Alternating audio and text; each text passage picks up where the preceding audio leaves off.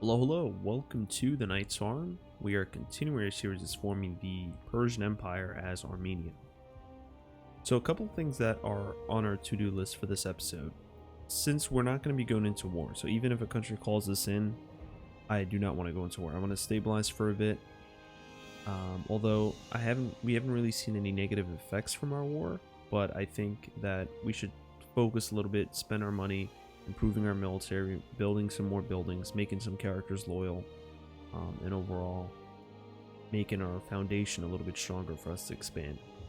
Something that I've realized is we have a bit of a mercenary glut, meaning we have too many mercenaries, and they are going to cost us a bit more.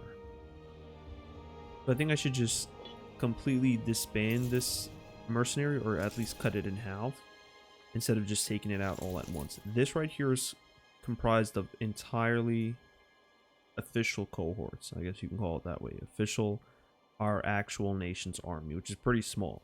So we're definitely going to try to get this up, but we have way too many mercs.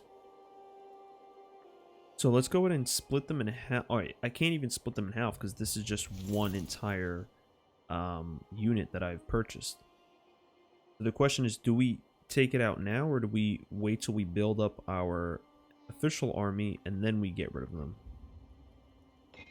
Our balance is 238, which is really small. We could definitely work on improving that.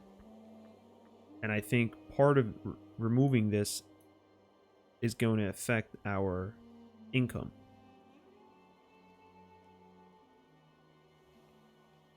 The question is, where is it?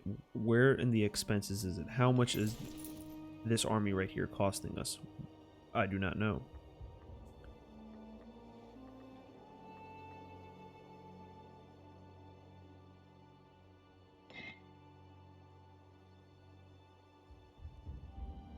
So if you look at this other mercenary group, it says you need to have at least 1 times the disband cost of 207 for all mercenaries.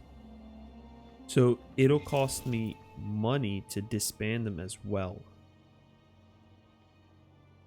Disbanding an army will reduce the amount of money your nation is spending on maintenance. If the unit is under strength, it will free manpower to reinforce units in more important areas. I think this is something we should do, although we will go into debt. So let's wait for our income to increase just a tad bit. We have some disloyal provinces. Yes, this one is disloyal. Oh, so our loyalty is actually listed up here. I don't think I was paying attention to it before. Their loyalties here. Major power, governor corruption. Yeah, he's a little bit corrupt. 22% corrupt. Yeah, that is not good. Is there any way we could lower his corruption? His corruption is going to go up if we give him some free hands, so he's loyal.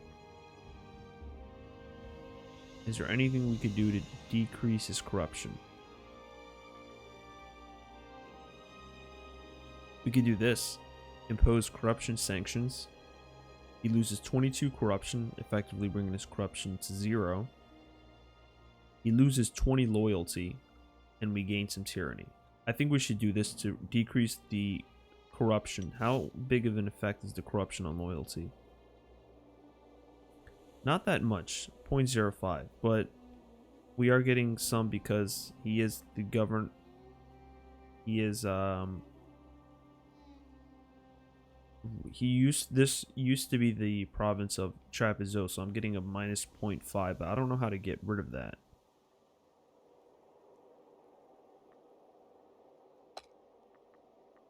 I am using the harsh treatment. Is that affecting anything? No. Let's check our culture. Yeah, this is a different culture right here. So I should probably build something. Although I want to save enough money to disband those mercs, but I think we should focus on this first before we disband them. Because, I mean, they're just the military. They're not hurting. It's increasing our maintenance a bit, but it's not the end of the world. They barely have any pops.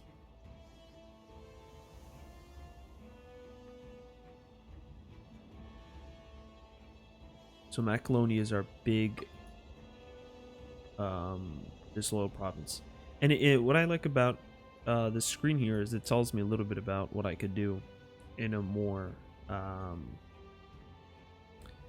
in a more story-like term instead of just giving me a bunch of modifiers that actually puts it in words.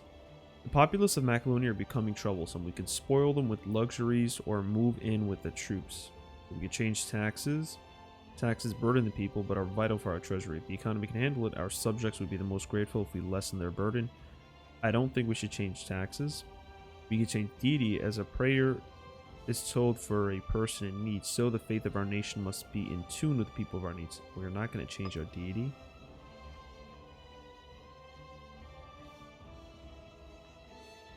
Yeah, I don't see how that affects it, so I gotta look into that. Or leave them be.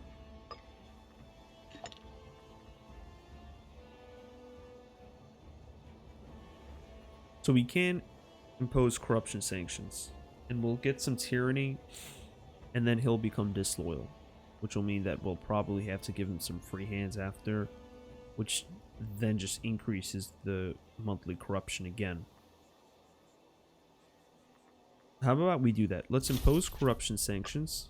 He loses corruption, and then we'll give him free hands to increase his loyalty. Okay, so this should remove some of the effect of this. Yeah, so governor corruption, 0. Harsh treatment is giving me a plus 0.15 boost. The only thing that right now hurting is the Trapezoes, the previous nation, but again, I'm not sure exactly what that means. It's because this nation is naturally... Oh, so it says it right here, I'm sorry. It says it right here. So the impact on province loyalty is due to this. My unrest is low. Trapuz has 76.19 of the population of the province. So this is contributing the most. Okay, so those lists on the bottom over there are what contribute to the loyalty. So each individual settlement slash city is disloyal, which then makes the whole province disloyal. Got it. And assuming this is the one that's giving me the most headache, because obviously this was the capital of their previous nation. So I definitely am enticed to build, and it's a city, so there's more. I think it's amplified even further. What we could do is we could build a...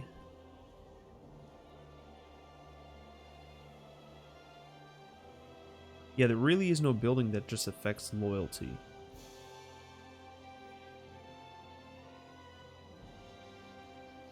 So we might have to just do some assimilation, some cultural assimilation. And pop assimilations. I think we should do this one so we can just convert as much of them as possible. Yep, sounds like a good deal to me. We have some disloyal characters, so we have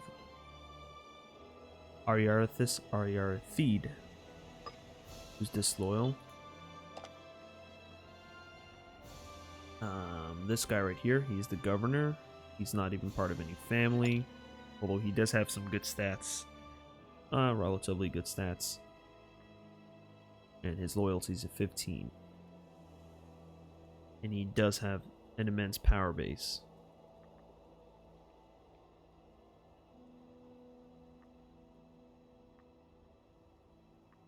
So we can smear his reputation. That just loses his popularity. So his popularity is low, but I want to know how to reduce his loyal base. He does have some loyal cohorts. He is governing a big portion of land.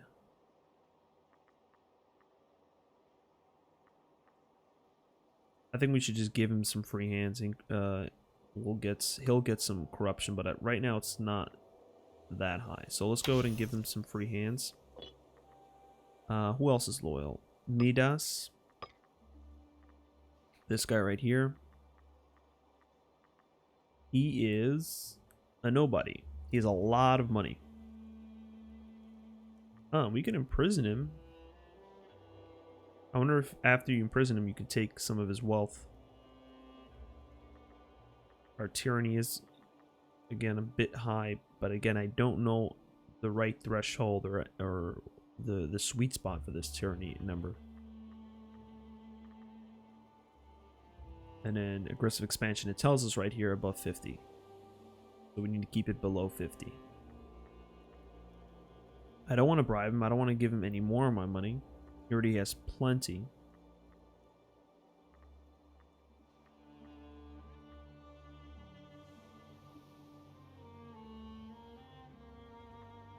So he is plotting a scheme. While having this ambition, the following effects are active. Monthly wealth goes down.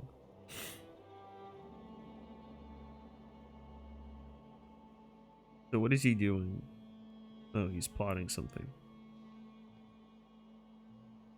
The scheme cannot be stopped. Okay. So we do one of these two.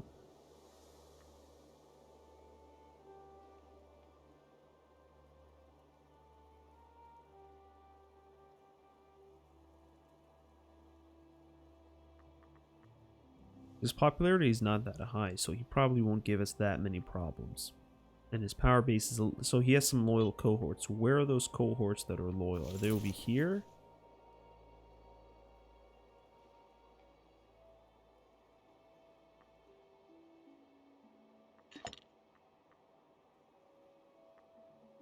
Ooh, his children are dead. Oh, that's not... That's unfortunate. Where are his loyal cohorts? There's no way for me to tell.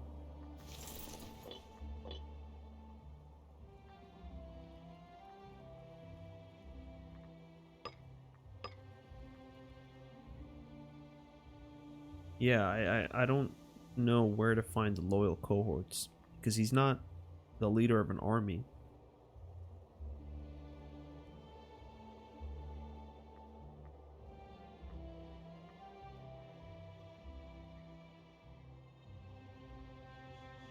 We can just simply imprison him.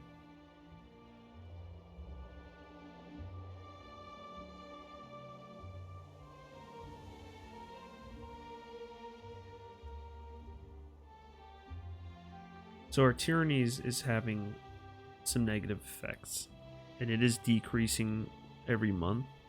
So let's just keep him disloyal. So we'll just leave him like that. Something that I've noticed also is I can sell the prisoners of other countries to their respected country. So this guy is a prisoner from Trapezoes, but the country doesn't exist anymore. Yeah, the country doesn't exist anymore. So, but ideally, if this character was from a country that did exist, I could sell him back. I could ransom him back for some cash. So it doesn't only work one way. It's not like if another country imprisoned one of my men, I have to pay. It also works the other way around, where if I have imprisoned somebody from another country, I could sell them. So what should we do with this guy?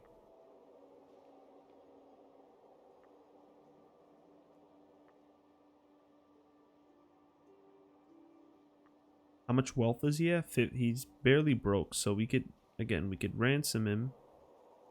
We could remove rival. That's pretty much all that we could do.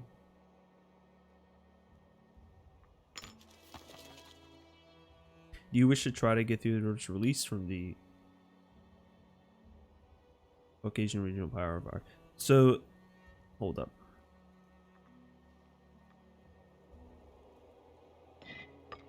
This, so I'm getting it confused. I'm sorry. We have no characters that are imprisoned in our country. This guy is imprisoned abroad, so that means he is imprisoned somewhere else, basically. Where is he imprisoned? In Iberia. But it's funny how it doesn't say anything over here. I would just have to... The only way I could tell is by hovering over here. So, should we just remove him as a rival? Is there any negative effects that we have prisoners abroad?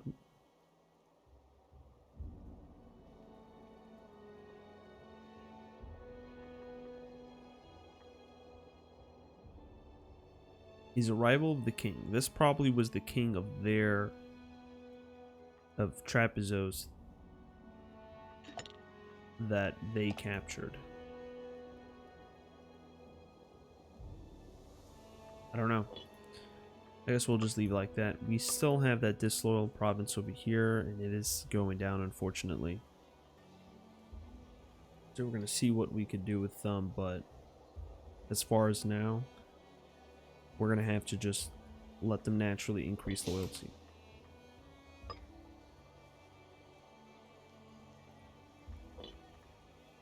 We are losing manpower because this one right here is recovering, so we'll hold off a bit on getting rid of them.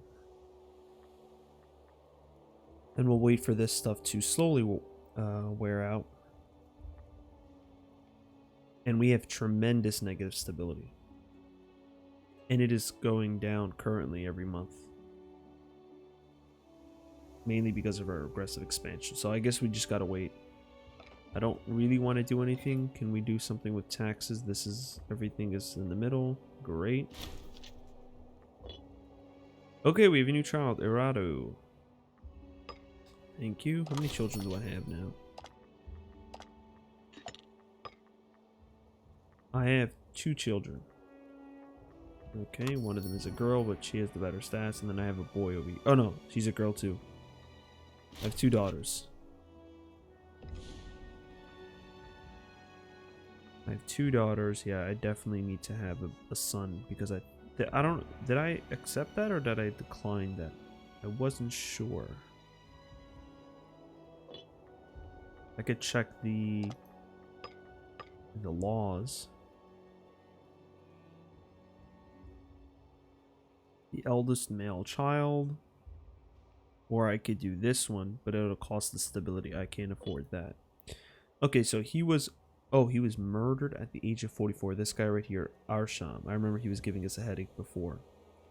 He was the researcher and a king and the friend of the king of Armenia, so he was a friend of ours. So now we need a new researcher. So if I go to my technology.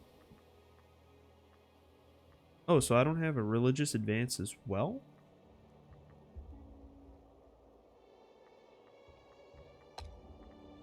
Alright, I guess we gotta choose someone. Are you doing anything? No, he's not doing anything. I mean, all the ones that are listed here aren't doing anything. So let's set you there. Okay. What about offices? Yeah. I was getting confused. I thought the researcher was over here, but I don't know why I was thinking that. Researcher's over here. So religious advances. So this is, it didn't specify where, so, but he was a religious researcher. We have some pretender support. Let's go to our government. He still has a high likelihood of winning, except that his stats aren't really that good. Conversion by fire. Supposedly the people of Urendeshat, Sire Serene, are struggling with their faith in the teachings of Zoroaster.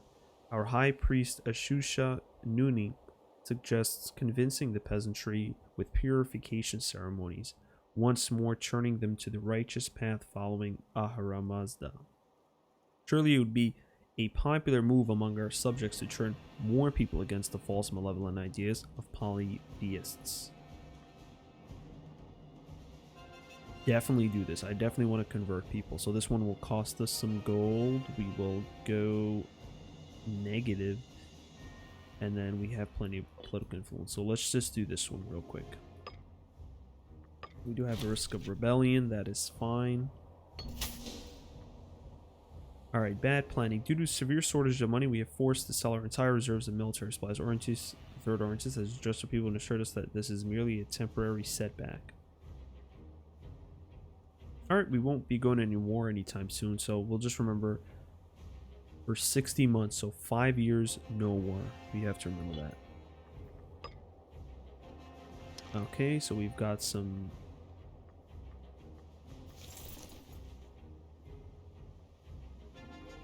barbarians over here from this land, I believe. Can we colonize this land? No, our entire... How do we check how many people are in this entire province? I think we gotta go to the government or the nation overview. So this is the... This right here is media.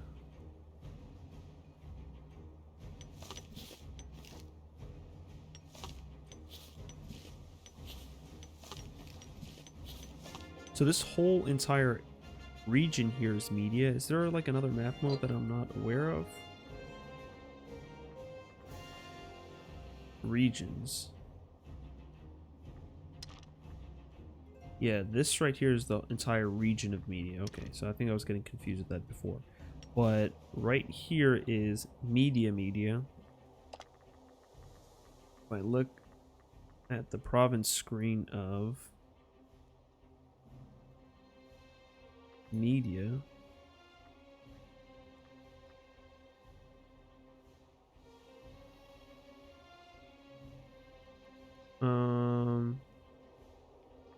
what's their total? I can't see total pops, but I guess it's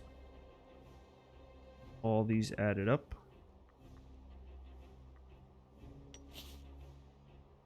So to colonize,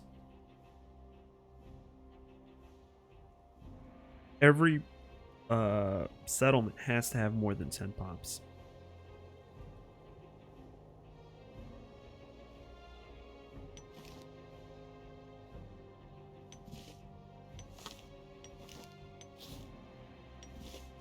Yeah, I think that's the issue. They all need to have more than 10 pops, which is a bit much to ask for. This guy is loyal, but why is he automatically moving his army? The leader is disloyal. Isn't his loyalty at 100%? Oh, there we go. Yeah, that's weird. Let's have him come down and attack them over there. Barbarians, yeah, that's fine. Yeah, I didn't know. I thought I didn't have to deal with barbarians, but it looks like we still have some lands that they could come out of. Alright, so we'll end the episode here, and we'll see you guys next episode. As always, stay safe.